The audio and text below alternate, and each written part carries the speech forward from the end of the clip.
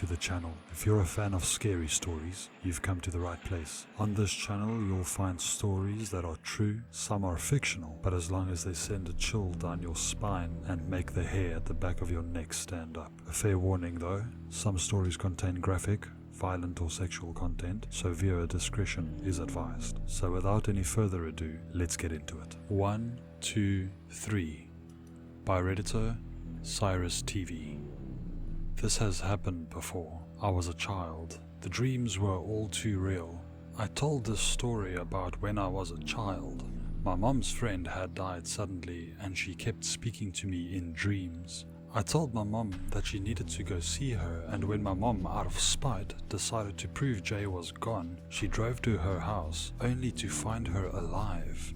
I had no explanation. But strange things have been happening again after years of nothing. I'm trying to be rational, but I'm running out of excuses. I awoke at 3 a.m. to the smell of something burning. I tried to wake my wife, who was sleeping facing away from me. She was hot to the touch, and the moment I touched her, she rolled over and was engulfed in flames, screaming at the top of her lungs, fire bellowing out from her mouth and her eyes. In a panic, I tore myself out from the bed and ran to the kitchen that was attached to our bedroom. I tried to get water to put her out, and when I turned around, the whole room was engulfed in flames. I could not save her. I could only hear her screams. I knew I had to get our son out. There was nothing more I could do for her. As I made my way to my son's room, I could see an orange glowing light coming from the hallway. Its glow an indication of fire, but there was no sound. I then heard his door creak open and the light got brighter. My son was 2, almost 3 at this point, and what I saw will forever haunt me. He walked out engulfed in unnatural fire. No indication of pain or fear.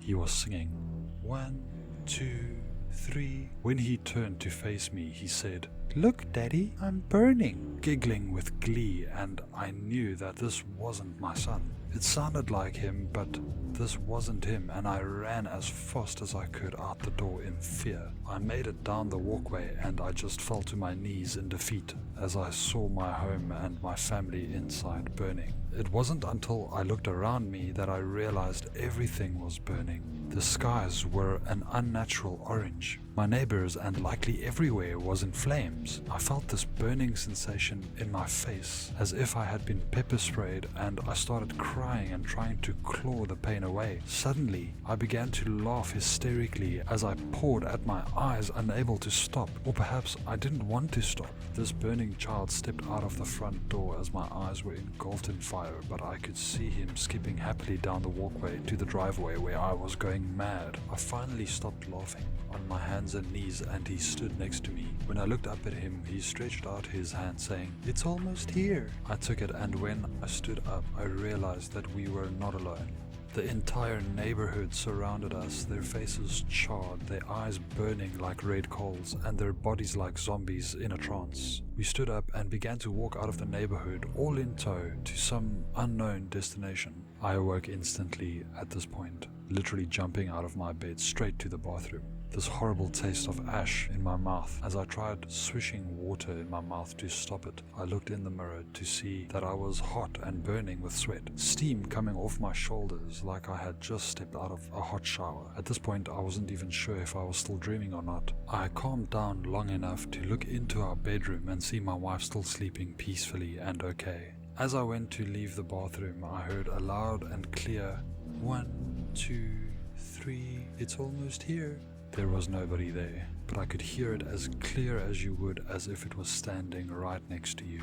I hurried to my son's room. No glow, no sound. His door creaking open as I peeked in to see him sound asleep. I looked at the clock and it was 3 a.m. I didn't sleep again the rest of the night. I stayed on the recliner, traumatized and trying to process what the hell that was. I never told my wife or anyone. I felt as though I would be judged and decided to keep it to myself. I looked at everything I could, searching for meanings of the numbers, the meaning behind the dreams. The only thing I found that seemed to fit what I saw isn't what someone would want to see.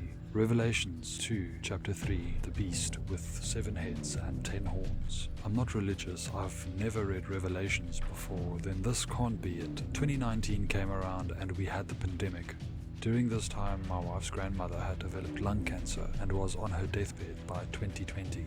During her time in hospice care, she told my wife that we were going to have a daughter. She died a few days later, and 2 weeks after this message, my wife was indeed already pregnant, but hadn't known. And a few weeks after that, we were told that it was a girl.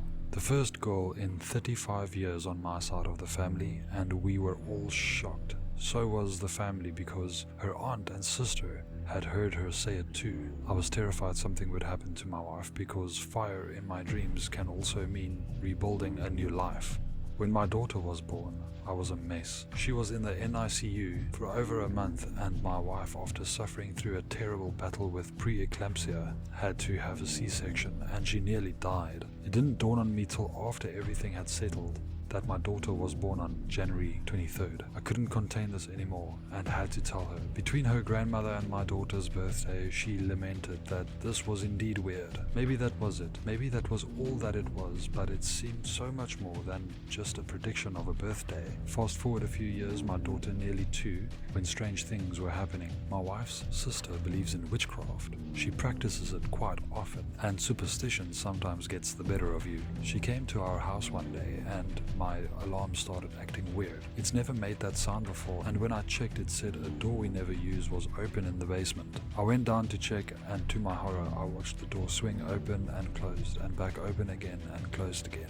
The door is always locked, as it's a secondary entrance to my house in the garage and my bonus room, and it's never used. Creeped out, I closed the door and locked it again. No wind gusts or anything downstairs to explain it, and I simply told them what I saw and that her sister needed to leave as she brought something in. Months went by and nothing, just enough to make you forget until the next one happens. This time my lights, all of them in the living room, blew out. I figured faulty wiring and I replaced them. Strange noises on our back porch that I couldn't explain other than a stray cat. Fast forward to Saturday morning around 2 a.m. my air fryer cut on by itself and we heard it all the way from our bedroom. I went to investigate. All the lights were on and the thing was going full blast and could have caught fire because it was set to run its maximum time at maximum temperature. I turned it off and unplugged it. Then I heard it again. It's almost here. I still haven't told my wife. I'm beginning to think that it wasn't her sister that let something in, and all the strange things that seem to happen only when I'm around, I'm beginning to think that it's me. Thank you for watching. If you liked the video, hit the like button, don't forget to subscribe, and hit the bell icon so that you get notified for future videos. If you don't do these things, the like button will haunt your dream and stalk your days forever.